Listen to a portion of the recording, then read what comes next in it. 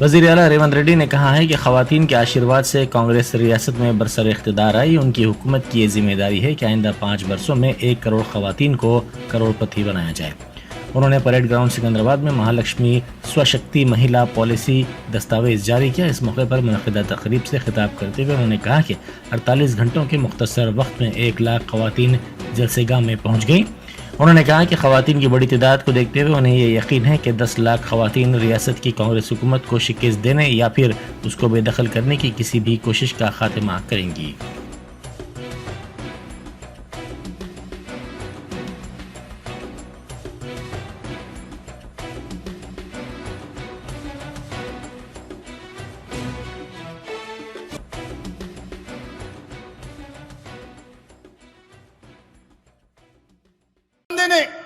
ఐదేండ్లు తిరిగే లోపల కోటి మంది ఆడబిడ్డల్ని కోటీశ్వరులను చేసే బాధ్యత కాంగ్రెస్ పార్టీ ఇందిరమ్మ రాజ్యం తీసుకుంటది। మరి ఇయాల కేసీఆర్, కేటీఆర్, హరీష్ రావు, కవితమ్మ అంటారు రేవంత్ రెడ్డిని ఓడగొట్టాలి, కాంగ్రెస్ను పడగొట్టాలి। నేను అడగదలుచుకున్న మా అక్కల్ని, ఏం పాపం చేసినక్క నేను? ఎవరిదాన్ని ఆస్తి గుంజుకున్నానా? ఎవరన్నా తల్లెలు ఏమన్నా పెట్టుకుంటే నేను గుజ్జుక తిన్నానా? పోని వాళ్ళ ఏమన్నా ఫామ్ హౌస్ నేనేమన్నా గుట్ట భూమి అడిగినా? లేకపోతే వాళ్ళు దోసుకున్న సొమ్ములు ఏమైనా వాటా అడిగినా? ఆయనకున్న జన్వాడలు ఉన్న ఫామ్ హౌస్లు ఏమైనా 2 రూమ్లు ఏమని అడిగినా? నేను ఏం చేసినా? ఆడబిడ్డల్ని బలోపేతం చేద్దామని చూసిన। ఆర్టీసీ బస్సులో ఉచిత ప్రయాణం ఇచ్చిన, ఆరోగ్యశ్రీలో 10 లక్షలు ఇచ్చిన, సిలిండర్ 500కి ఇచ్చిన, 200 యూనిట్లు ఉచితంగా కరెంట్ ఇచ్చిన, ఇల్లు కట్టుకోనికే ఇందిరమ్మ 5 లక్షల రూపాయలు ఇచ్చిన। ఇవాళ 1,00,000 మంది ఆడబిడ్డల్ని ఇడికి పిలిచి కోటీశ్వరులను చేస్తాం, మీరు 63 లక్షల సభ్యులు సంఘాలలో 1 కోటి మంది కానీ 1 కోటి మందిని కోటీశ్వరులను చేస్తా అని నేను చెప్పిన। ఇదేమన్నా తప్ప? ఇదేమన్నా మోసమా? ఇదెవరికన్నా అన్యాయమా? కేసీఆర్ ఉన్నంతకాలం ఆయన బిడ్డ తప్ప ఎవరినన్ను చూసిండా? బతుకమ్మ ఆడితే ఆమెనే ఆడాలి, ఎంపీ కావాలంటే ఆమెనే కావాలి, ఎమ్మెల్సీ కావాలంటే ఆమెనే కావాలి। ఇక ఏది ఉన్నా ఆయన బిడ్డ తప్ప ఇంకోరు బిడ్డల దిక్కు చూసిండా? ఆయన బిడ్డ ఆయనకి ఎంత ముద్దో మా అక్కల చెల్లెళ్ళు మాకంత ముద్దు కాదా? మా అక్కల చెల్లెళ్ళు బాగుండాలని మేము కోరుకుంటే తప్ప? మీ సోదరుడుగా వ్యవసాయ కుటుంబం నుంచి వచ్చిన నేను నల్లమల్ల అడవులో నుంచి అచ్చంపేట నుంచి హైదరాబాద్ వరకు వచ్చి ఇవాళ ఒక వ్యవసాయం చేసుకునే పిల్లగాని ఆ కుటుంబం నుంచి వచ్చినని నేను ఈ రాష్ట్ర ముఖ్యమంత్రి అయితే చూసి ఓర్వలేకపోతున్నాను। వాళ్ళ కడుపులో ఒకటే పుగులు అవుతుంది, అరెగ్గి వ్యవసాయం చేసుకునే వాళ్ళ పిల్లగాడు వచ్చి ముఖ్యమంత్రి అవుతాడని। దొరలే కూర్చోవాలి నా కుర్చీలా, వ్యవసాయదారులు కూర్చోవద్దా అని నేను అడుగుతున్నా। साबिक़ वज़ीर आला और BRS सरबरा चंद्रशेखर राव ने कांग्रेस हुकूमत पर नाक़िस कारकर्दगी का इल्ज़ाम लगाते हुए कहा कि हुकूमत किसानों की मुश्किलात को नज़रअंदाज कर रही है। उन्होंने करीमनगर के SRR कॉलेज ग्राउंड में बड़े पैमाने पर मुनक़िदा BRS के जलसे के ज़रिए आने वाले लोकसभा इंतखाबात के बिगुल को बजाते हुए कांग्रेस हुकूमत की जानिब से वादों को पूरा न करने पर मायूसी का इजहार किया और कहा कि तेलंगाना तहरीक के लीडर के तौर पर उन्होंने मसाइल को उजागर करने के लिए उस वक्त मुत्तहदा आंध्र प्रदेश के हुक्मरानों के खिलाफ बाज़ सख्त अल्फाज का इस्तेमाल किया था, लेकिन कभी भी उन्होंने तेलंगाना का वज़ीर आला बनने के बाद अपने सियासी हरीफों की तौहीन नहीं की। ताहम मौजूदा वज़ीर आला वादों को पूरा करने के बजाय पेशरो हुकूमत को मोरिद इल्ज़ाम ठहरा रहे हैं और लफ्जी हमले कर रहे हैं।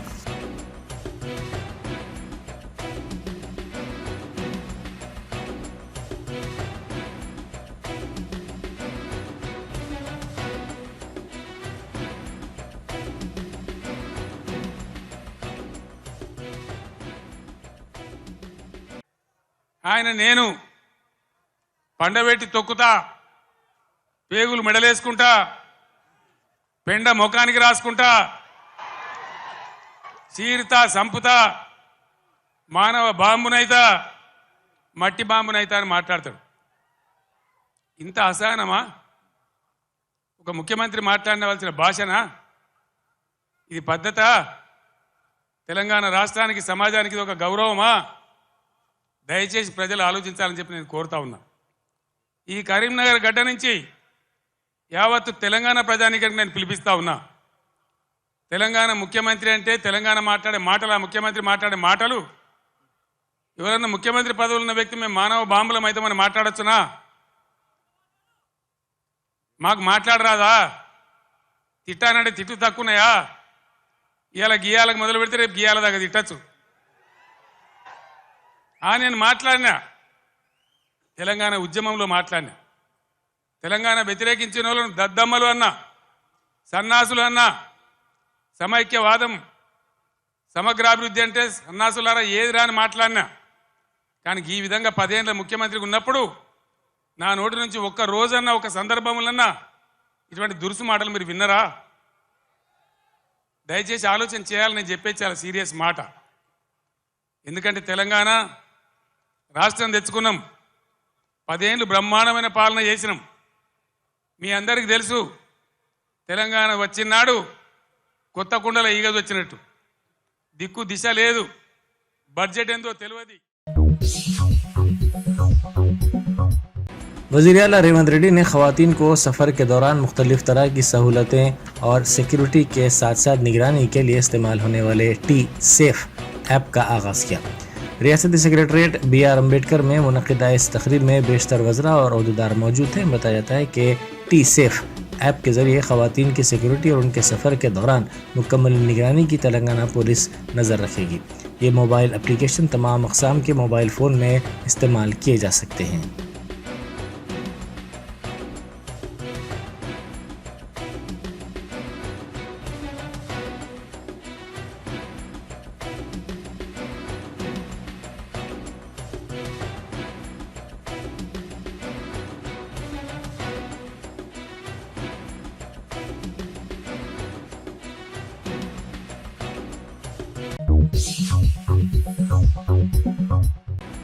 यादगिर गुट्टा मंदिर के दौरे के दौरान वज़ीर आला रेवंत रेड्डी की जानिब से तौहीन करने से मुताल्लिक़ रिमार्क्स की तरदीद करते हुए नायब वज़ीर आला मल्लू भट्टी विक्रमार्का ने वजाहत की कि वो जानबूझकर छोटे स्टूल पर बैठे, इसमें साजिश या इम्तियाज़ नहीं है। उन्होंने एक प्रोग्राम से खिताब करते हुए कहा कि वो ऐसे शख्स नहीं हैं जो किसी के सामने भी झुक जाएं, किसी के लिए भी अपनी इज़्ज़त नफ्स का कत्ल करना उनका किरदार नहीं है। भट्टी विक्रमार्का ने उनकी तस्वीर के साथ तनकीद करने पर अपोजिशन पार्टी पर नुक्ताचीनी की और वजाहत की कि अपनी सहूलत के लिहाज से वो छोटे स्टूल पर बैठे थे। ताहम BRS और BSP ने यादगिर गुट्टा मंदिर में उनके साथ इम्तियाज़ का इल्ज़ाम लगाया था।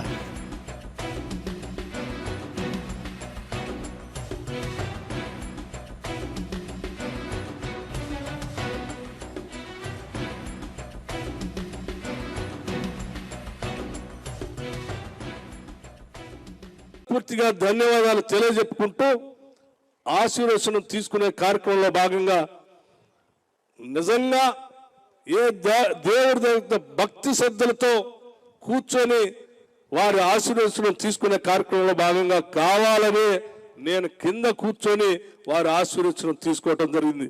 ఎందుకంటే నా మనస్ఫూర్తిగా మనసు నిండా ఉన్నటువంటి ఆ పేదలకు ఇచ్చేటువంటి ఇళ్ళ కళ నిజమైనందుకు వారికి ప్రత్యేకంగా కృతజ్ఞతలు చెప్పుకోవడం కోసం నేనే కావాలని అక్కడ చిన్న పీట మీద కూర్చొని వారికి మనస్ఫూర్తిగా నిండు మనసుతో ధన్యవాదాలు చెప్పే కార్యక్రమంలో నేను ముందుకు వెళ్ళాను. కానీ దురదృష్టం, సరే ఆ చిన్న ఫోటోని తీసుకొని రాష్ట్రంలో చాలామంది ట్రోల్ చేశారు. వారందరికీ నేను సౌహృదయంతో కృతజ్ఞత తెలియజేస్తాను. నిజమే, మీరు మనసుకి కష్టపడి ఉండొచ్చు, కానీ ఇది ఎవరో కావాలని చేసినటువంటి కార్యక్రమం కాదు.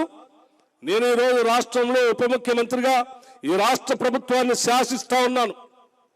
ఆర్థిక శాఖని, అట్లాగే విద్యుత్ శాఖని, ప్రణాళిక శాఖని కూడా నేనే నిర్వహిస్తూ ఈ రాష్ట్రంలో తీసుకునే అనేక రకాలైనటువంటి ప్రణాళికలు కానీ విధానపరమైన నిర్ణయాల్లో కూడా ప్రముఖ పాత్ర పోషిస్తూ రాష్ట్ర ప్రభుత్వాన్ని శాసిస్తా ఉన్నాను.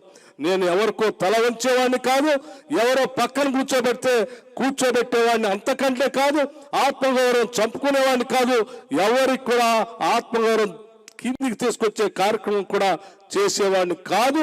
సౌహృదయంతో దీన్ని అర్థం చేసుకోవాల్సిందిగా వారందరికీ నేను విజ్ఞప్తి చేస్తూ ఒకటే చెప్పదలుచుకున్నాను. ఈరోజు మనం ఏ పేదవాళ్ళ కోసమైతే, ఏ నిరుద్యోగ యువకుల కోసమైతే, ఏ ఇల్లు లేనటువంటి వాళ్ళ కోసమైతే, ఏ పేదవాళ్ళు 200 యూనిట్ల వరకు కరెంటు బిల్లులు కావాలని కోరుకున్నారో అటువంటి వారి కోసం ఈరోజు కంకణబద్దులై పనిచేస్తున్నాం. చిత్తశుద్ధితో ఈ సంకల్పాన్ని అర్థం చేసుకోవాల్సిందిగా ప్రజలందరికీ కూడా నేను విజ్ఞప్తి చేస్తా ఉన్నాను. దయచేసి మిత్రులు ఎవరైనా నిన్న ఆ ఫోటో చూసి ఎవరైనా మానసికంగా క్షోభకు గురై ఉంటే దయచేసి అర్థం చేసుకోవాల్సిందిగా కోరుతూ, భవిష్యత్తులో కూడా మా ఈ సంకల్పం ఇదే దిశలో ముందుకు పోతా ఉంటుంది. మాకు ఇచ్చినటువంటి ఈ అవకాశాన్ని సంపద పెంచే కార్యక్రమాన్ని చేస్తాం. ఆ పెంచిన సంపదని ప్రజలకు పంచే కార్యక్రమాన్ని కూడా చేస్తాం. ఈరోజు సింగరేణి बंजारा हिल्स में एमएलसी कविता की सालगिरह की तकारीब बड़े पैमाने पर मनाई गई। उनके मद्दाहों पार्टी के कारकुनों की बड़ी तादाद ने उनकी क़यामगाह पहुंचकर उन्हें सालगिरह की मुबारकबाद पेश की। पार्टी कारकुनों ने केक काटा और रक़्स भी किया।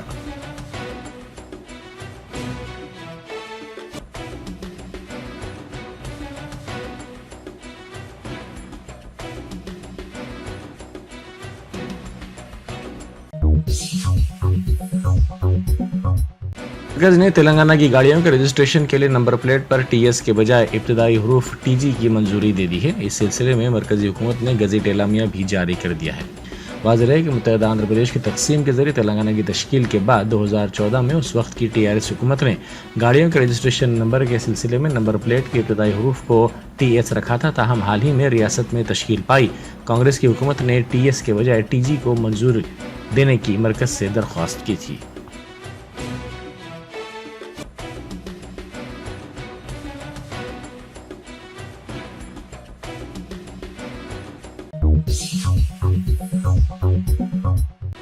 बैरिस्टर असदुद्दीन ओवैसी एमपी व सदर कुल हिंद मजलिस इत्तेहाद मुस्लिमीन ने आंध्र प्रदेश में तेलुगु देशम बीजेपी इत्तेहाद के मसले पर रद्द अमल का इजहार किया।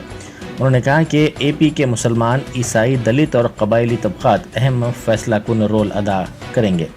उन्होंने मीडिया से बात करते हुए कहा कि नायडू ने मोदी को दहशतगर्द करार दिया था। उन्होंने कहा कि मजलिस ने आंध्र प्रदेश में मुकाबले का हनूज कोई फैसला नहीं किया है। जगन उनके दोस्त हैं।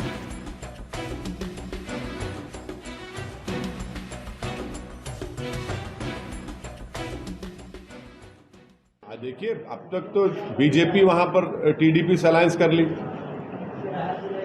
नहीं, सुनिए, सुन तो लीजिए। बीजेपी नायडू एक साथ आ गए और चंद्रबाबू नायडू ने नरेंद्र मोदी को टेररिस्ट कहा था। निकाल कर देख लीजिए, हम झूठ नहीं बोल रहे हैं, निकाल कर देख लीजिए। और फिर बीजेपी वाले हमको बोलते ये आतंकवादियों की सपोर्ट करता है। अब देखिए, क्रोनोलॉजी समझिए आप, अजीब मामला है। अब बीजेपी नायडू लड़ेंगे तो क्या ऑप्शन बचता है आंध्र प्रदेश के माइनॉरिटीज जिसमें दलित और आदिवासियों के पास? क्या वो बीजेपी और नायडू के अलायंस कोड देंगे क्या? नहीं, सुनो देखिए, आप ऐसा डोंट जंप द गन, सुन ले तो लीजिए। तो ये बात है। Sir, so if Naidu hadn't come in alliance with the BJP, do you think there would have been a fighting chance for the minorities? What I am saying is that Mr. Chandrababu Naidu was with BJP, and when I was an MLA, he supported Vajpayee also. So he has been consistently playing footsie with BJP. When he supported Mr. Narendra Modi to become the Prime Minister in 2014. When he left Mr. Narendra Modi, he called him a terrorist. Now he has again rejoined BJP. So the Muslims, Dalits, Christians and Adivasis of Andhra Pradesh will play a very decisive role now. सुनिए, will play a very decisive role. You will see what will happen. Sir, Haryana की political situation, हाँ, जियो मैं election लड़ा तो B team हो जाता हूँ और कोई सुनिए और कोई बीजेपी से अलायंस कर लेगा तो दूध का दुलावा रहेगा। हाँ, ये सुन तो लीजिए। जो नरेंद्र मोदी को इस तरह के अल्फाज इस्तेमाल करा, हाँ, आप उसको बिठा के चाय पिला रहे हैं। और जो CAA का कानून बना रहे हैं, क्या वो आंध्र प्रदेश पे नहीं होगा? देश में अगर NPR NRC होगा तो आंध्र प्रदेश में नहीं होगा क्या? आंध्र प्रदेश में भी होगा। सदरनशीन अक़लियती मालियती कारपोरेशन ने तरक्याती सरगर्मियों और कारपोरेशन के ज़ेर इल्तिवा मसाइल का तफसीली जायज़ा लिया। सदरनशीन ने कहा कि कारपोरेशन के तमाम ज़ेर इल्तिवा मसाइल जैसे ज़ेर इल्तिवा सब्सिडी लोन, सीविंग मशीनों और ट्रेनिंग व मुलाजिमत के प्रोग्रामों पर अमल का भी मंसूबा है ताकि गरीब अक़लियतों को ऊंचा उठाया जा सके।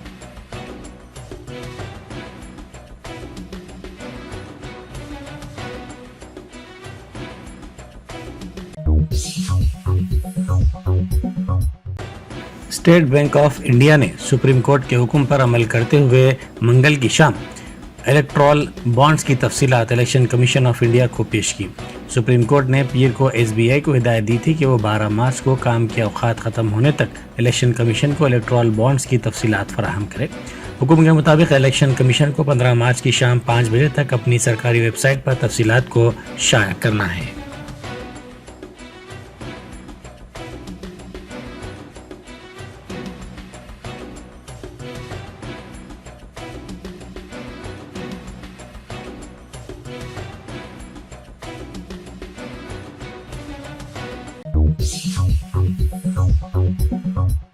टैंगमंड पर लगाए गए लेज़र शो ने आवाम को अपनी जानिब राग़िब किया है। इस लेज़र शो के ज़रिए मुख्तलिफ़ किस्म की रोशनियों से तस्वीर बनाई जा रही हैं।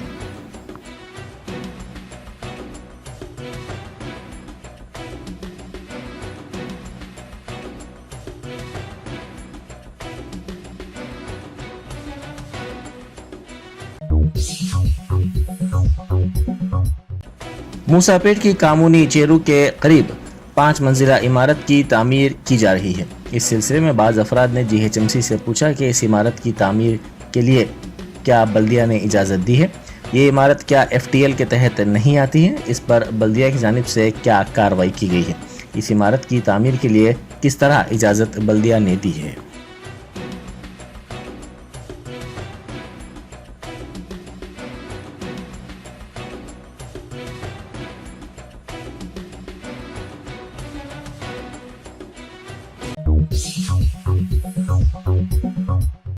मलकपेट पुलिस स्टेशन के हुदूद के इलाके में एक होटल में मुफ्त हलीम के ऐलान के साथ ही हुजूम उमड़ पड़ा।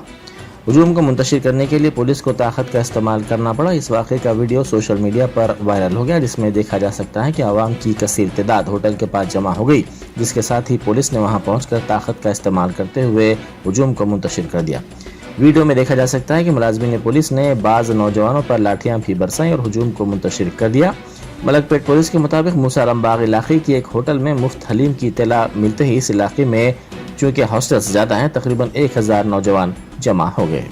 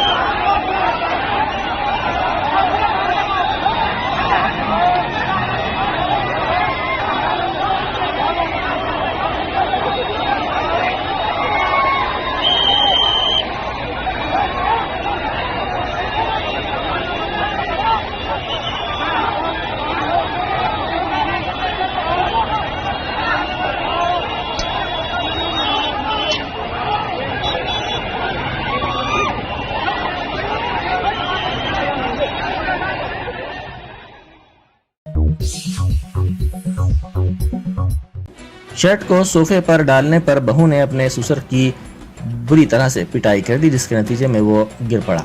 यह शर्मनाक वाक़या मंगलुरु में पेश आया। इस 87 साला ज़ईफ शख्स की शिनाख्त बरखी बोर्ड के साबिक मुलाजिम उमा शंकर के तौर पर की गई है। खातून का शौहर बैरून मुल्क में है। ससुर की जानिब से शर्ट को सोफे पर डालने पर बरहमी के आलम में खातून ने उस पर हमला कर दिया, जिसके नतीजे में वो गिर पड़ा। इस बात की शिकायत पुलिस से की गई, जिसके बाद पुलिस ने खातून को हिरासत में ले लिया।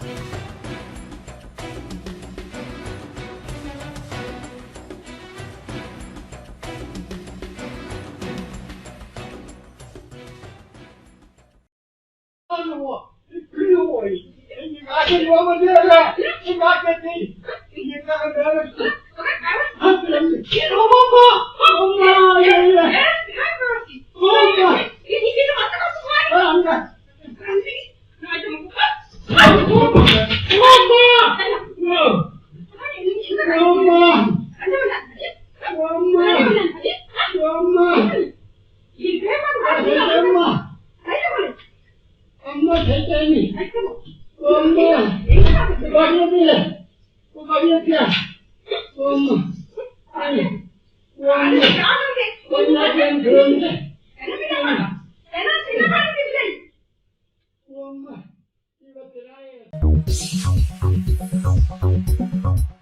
तेलंगाना का एक शख्स अमेरिका के फ्लोरिडा में जेट से चलने वाली छोटी कश्ती के हादसे में हलाक हो गया। गाजीपेट से ताल्लुक़ रखने वाला वेंकटरमना अमेरिका की इंडियाना यूनिवर्सिटी से मास्टर्स की डिग्री हासिल कर रहा था, ताहम छोटी कश्ती के उलट जाने के इस वाक़े में उसकी मौत हो गई।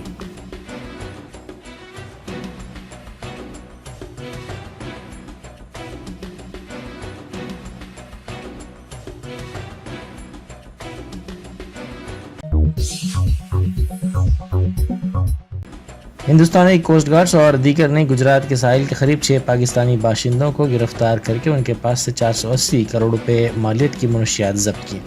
ये operation Gujarat ATS, Indian coast guard और NCB ने मुश्तरका तौर पर किया।